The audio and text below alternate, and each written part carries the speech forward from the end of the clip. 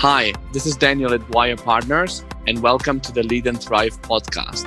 In this podcast, we speak with top executives in the consumer goods and retail industry globally. The aim is to understand some of their key leadership experiences so we can learn from them, be better leaders, and thrive. Today, I'm proud to present our first guest, Mauro Pennella, the Chief Growth and Sustainability Officer at McCain Foods. I'm looking forward to discussing how he led his marketing, sales, R&D, and sustainability teams through the COVID-19 crisis. Hi, Mauro. Thanks for joining us on the show today. How are you? I'm doing good, Daniel. It's a pleasure. Thanks for having me. Where are you based exactly, by the way? Right now, I'm in Toronto, but I split my time between the New York area and Toronto. Okay. Is it cold at this time or not yet? Sunny, but cool. Starting to get the fall has hit upon us, so it's getting a little bit cooler by the day. Yeah. Well, here in Barcelona, it's still like summertime, as you can imagine. Yeah, I would love to be sitting there and enjoying some drinks and some. Hopefully, sooner than later, we can do it. Yeah, exactly. Let's see where this situation brings us. So, what a few last months we've lived, huh? It's been crazy. I mean, it changed completely the way we live. I think, you start paying a lot more attention, but the way we work also. We started to close offices, in early March. People have been working mainly from home. Only the people in the plants, the factories, went to work because we, of course, had to keep, our plants running. But it started to change the way we work, where we now are opening slowly the offices, but not at full capacity, just at very limited capacity to kind of learn, understand how things are going. Make people safe and importantly, have people feel safe to come to work. Yeah, well, I think that at this stage, it feels like a bit of trial and error, no? I think it's trial and error. I think, if you, by sharing also the different experiences, having the fact that it started to hit in China first. And because of that, we had the experience of what was going on there that we could quickly adopt it into other markets. What then happened in Europe allowed us to prepare ourselves for the rest of the world. And, good things is that it allowed us to work almost real time on a day-to-day basis. To basically hone in our protocols, understand a little bit how to work, and importantly, quickly understanding how the business was impacted and the things we could do behind it. Yeah, I think that this is one of these situations that everybody kind of remembers what they were doing and where they were when we went into lockdown. Obviously, a moment that will mark our lives. Where were you, Mauro? I was when that happened, I was in Toronto, just about to go on vacation. So I went back to New York. I was about to fly from skiing vacation in the Rockies in the west side of the US. And during those 24, 48 hours, we decided to cancel our trip.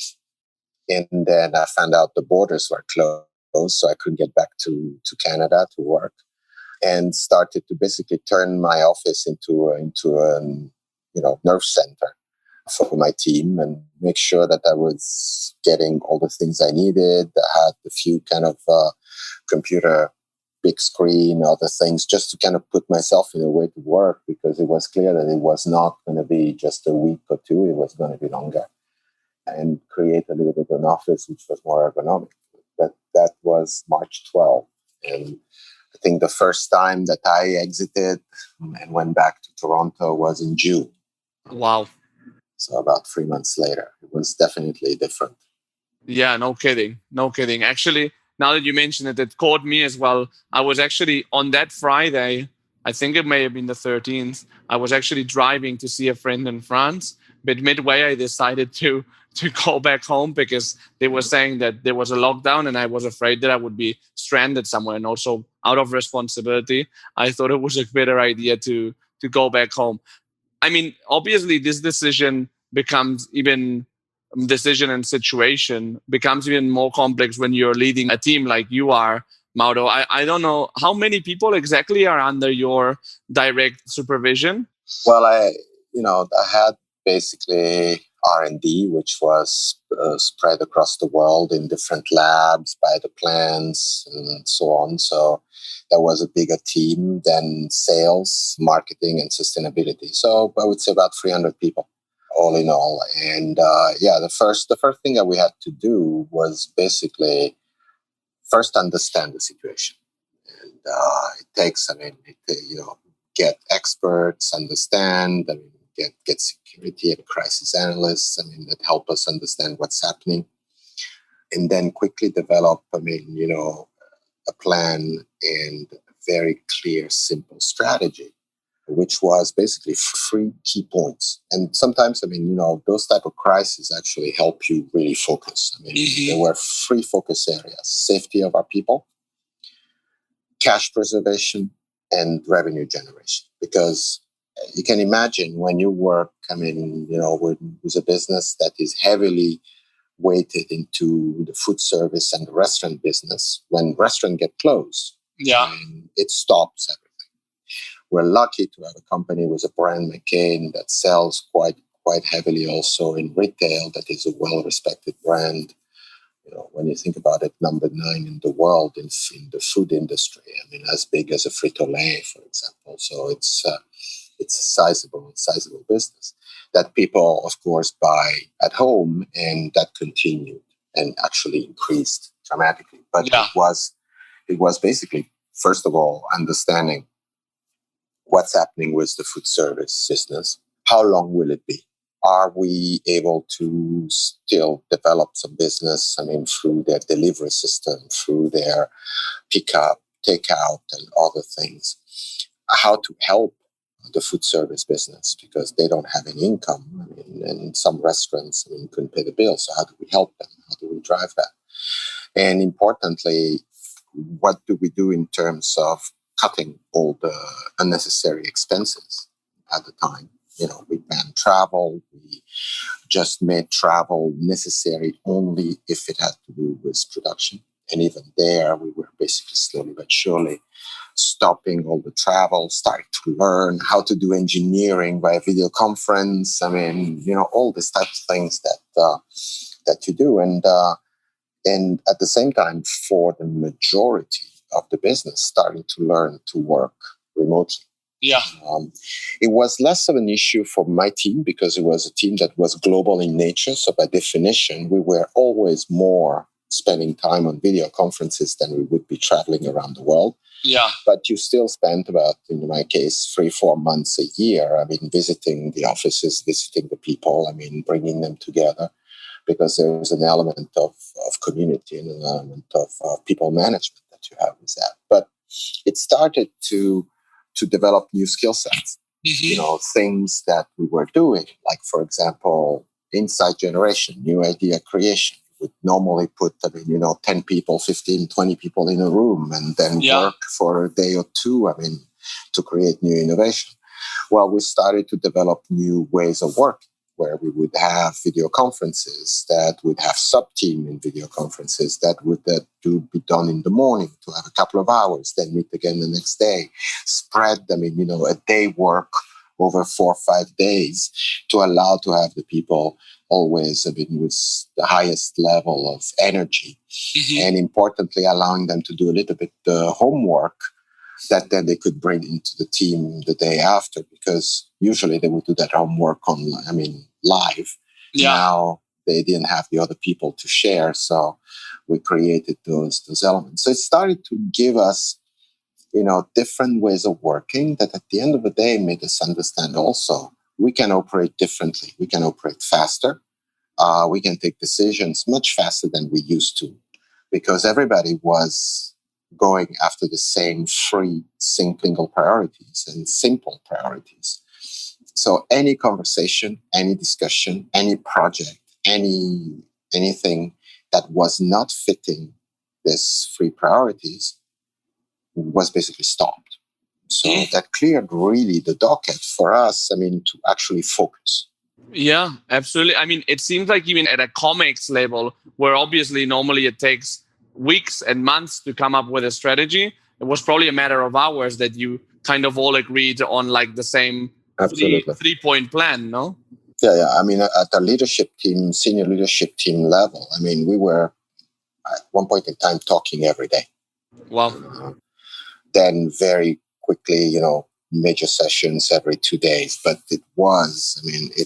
everybody had very clear mandates. Everybody knew what the job was. Everybody was stopping to do anything else that was not necessary, and just focusing on that. Then the other element, another area that we developed was data mining and data analytics, which, in companies, it takes some time, to develop. That almost went overnight to really understand, create modeling, drive, understanding based on the data, how the business would develop week by week, day by day, by going getting data on credit card spendings in restaurants and this type of things to understand how the product was selling, and at the same time working with our customers to simplify their menus.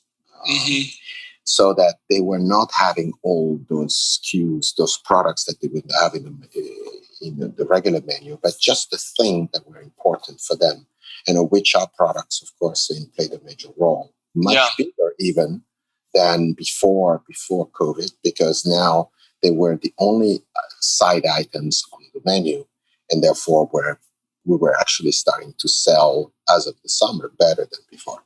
Ah, wow, interesting. So in some way, maybe you'll come out better than you were before, thanks to some insights that you've received in this time period. Yes. And when you deal with such of course, leadership and managing people is always very difficult. How do you do it when you're in a crisis, extreme crisis situation like the coronavirus?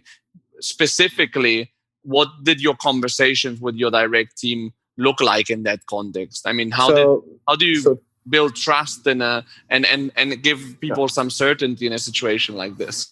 So the good thing is, most of the team and my direct reports were together with me for a couple of years, so we knew each other very well. But what we started to do is I set up basically one-on-one conversation every week with each one of them.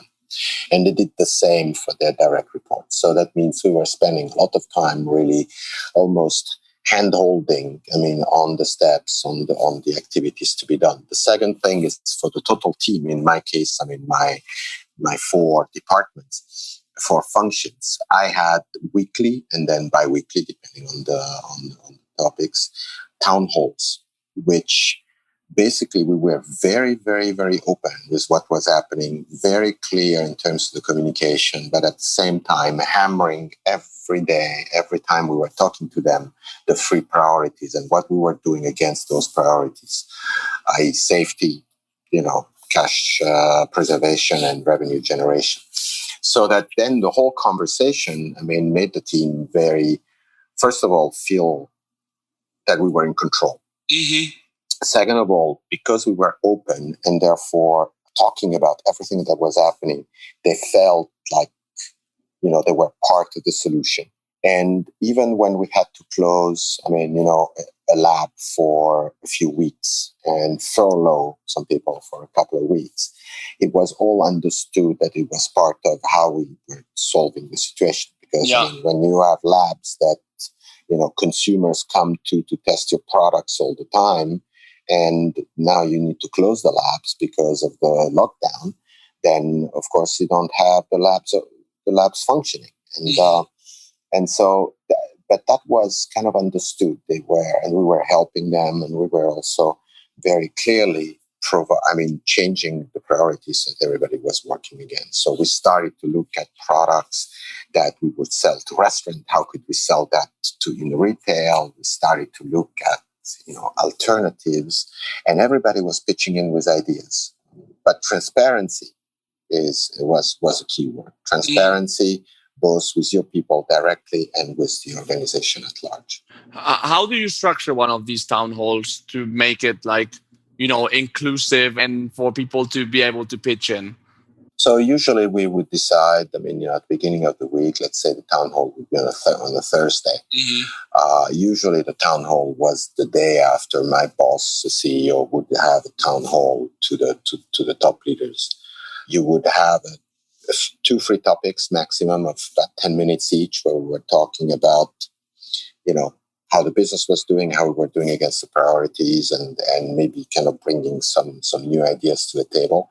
And then we would open up, the conversation. Usually it's an hour town hall of 30 minutes of question. And then, depending on whether the question was a sales question or a marketing question or an HR question or an R&D or sustainability question, I would use then my direct reports to address it. And if need be, I would answer it myself or, provide some more color to an answer. Mm-hmm. And then going back to working with your team, how do you keep people focused on business objectives when all this is happening? How do you keep people, engaged, motivated, and in good mental health as well? Yeah. So first of all, we looked at our priorities and we cleared up basically the deck. Anything that was not driving one of the 3 priorities, you would stop instantly. You would reposition the people, reposition the effort against that. So they had a very clear mandate. They know what their role was. They know what they had to deliver. We had very clear timings also. This was going week by week. You were almost working. You started to work a little bit almost like a startup, where you have, time is money. Time is important. You don't wait, until everything is perfect. A couple of weeks, you develop some ideas, analyze them, develop solutions, and then move on, even if they're, 90% there or 80%. Yeah. The second thing was the conversations that we had one-on-one were not just about business. They were about how you're doing, how you're feeling. Anything that we can do to help you, anything that, you need. Do you have the computer stuff? Do you need a bigger screen to work? If in some cases, do you need an ergonomic chair? To work. So those were kind of some of the conversation. And then we installed every 2 weeks what I call the coffee video conferences. And what's that? And it was basically an hour where people were invited. They could decide to join or not join. And we were talking about anything but work.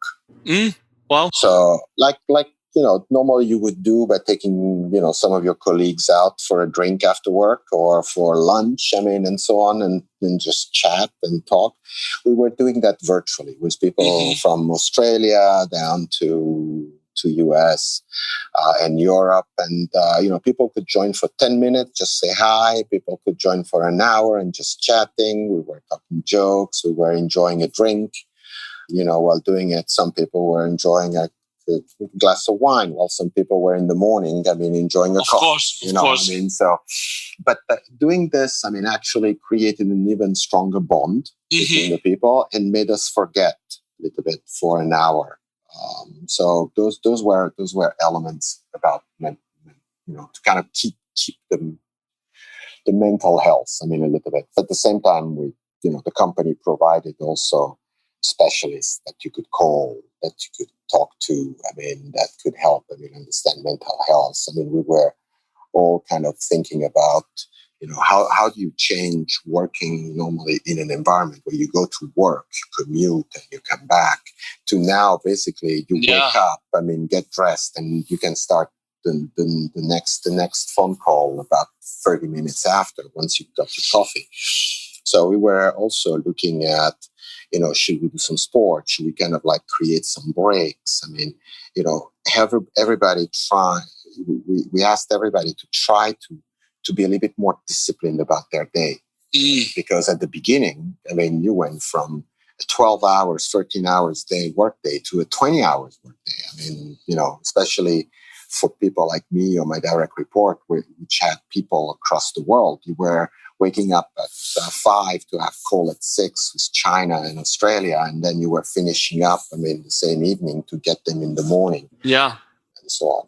Especially when, you realize also when you work, on a global company, Europe is actually a better place to be because you have a better time zone kind of balance, When you're in North America and you work with the rest of the world, it's much tougher. You could be working 24 hours practically. You could, yeah. And of course, you don't. Like literally, you could work 24 hours. And sometimes you actually need to work 24 hours if you're in the States. I mean, that's a great thing of being in Europe. I mean, for me personally, it's enabled me to work obviously in Europe, but also in America or in Asia with perfectly fine time zone differences. Exactly. And we've talked about like how you managed it with your team. How did you manage on your own? Because obviously, I mean, if you're gonna lead your team well, you need to be well yourself. And I know that you're used to working globally, but any adjustments that you did to your personal routines or your day? Yeah, I mean, first a couple of things. I mean, I think at the end of the day,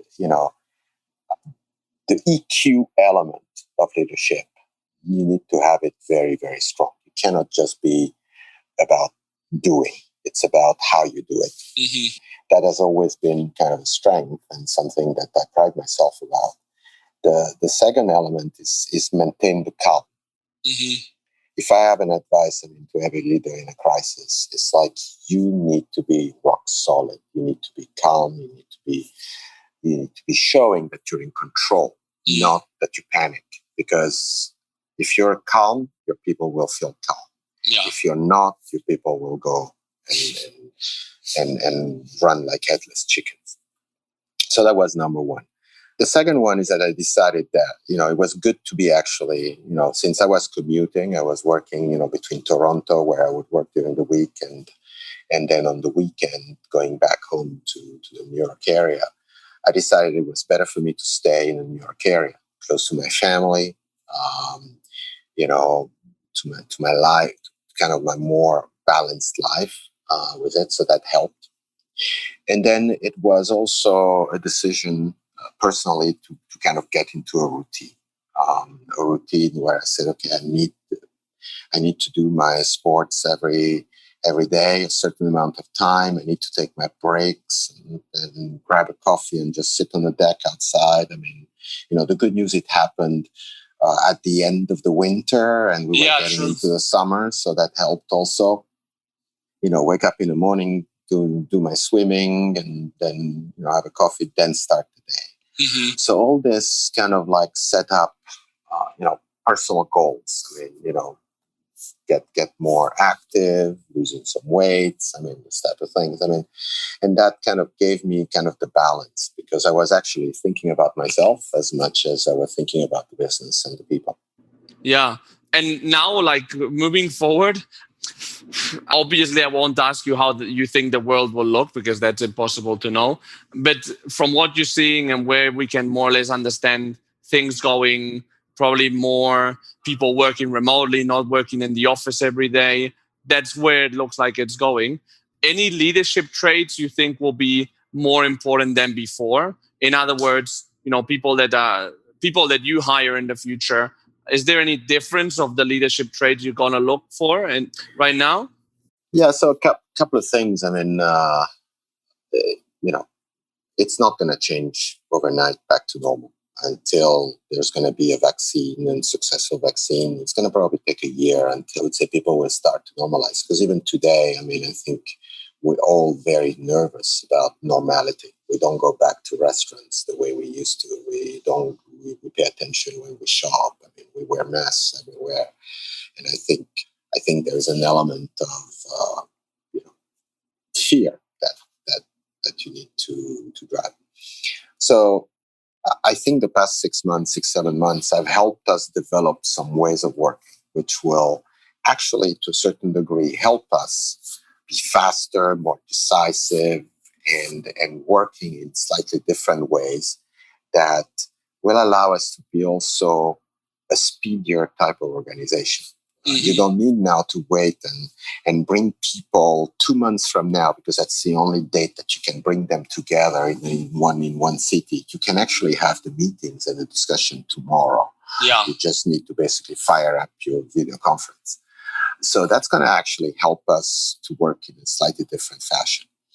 I think the next piece is that it will drive the digitization of a company much faster. It's going to be much more data-driven, a much different skill set. And the third, I think you you will be looking for people, to thrive in the organization, but at the same time, you want to bring in the organization in the future that really can work very, very independently. They can work as part of a team, but they can also be empowered very quickly to just do and take decisions and basically drive the business. So I think that's going to change a little bit the type of profile. Some people, will rise to the top much better, much faster. Some people will have problems adapting to it, but that's how the business was anyway evolving to. I think COVID has probably accelerated those elements. Yeah, I agree. I mean, I think that there's certain things that have appeared with COVID, which is like PPE materials. Probably nobody could see that coming. But digitalization, entrepreneurship in bigger companies, I think that these are trends that existed, and COVID has been like an accelerator for them. But I would say in big companies, you're not going to be proud just of the fact that I've done this project. Look, I finished it. No, it's about, did that have an impact on the sales? Yeah. Did that have an impact on the cost? Did that have an impact on the safety? Those elements will be. So it will simplify. The simplification will be important. There's not going to be all the fluff that sometimes you create about it. You will go straight to the point and simplify the way we approach business. It will be interesting to see how you sell, because, the kind of face-to-face element, may change for a while. So you'll have to develop new ways of selling that are more like video conference, one-on-one, as opposed to more people at the same time. How do you manage, to show products? How do you manage to have them taste the products, when you cannot go to a place to bring the product? So you have to organize yourself differently. You need to send it to them. They need to try it. Then you need to have a video about it. It's a different way of working. Yeah, no, absolutely. Well, super interesting insights, Mauro. I really appreciate you being actually the first guest on this new podcast. It was a real pleasure. And the learnings that I think we've taken from today are amazing. I think that we'll have to write a lot of books about this situation once it ends, it hopefully ends. There will be. And I think, you see more and more articles about it, about the way you thrive or you actually don't in this type of situation. I think the companies that can do it faster are the ones that will win.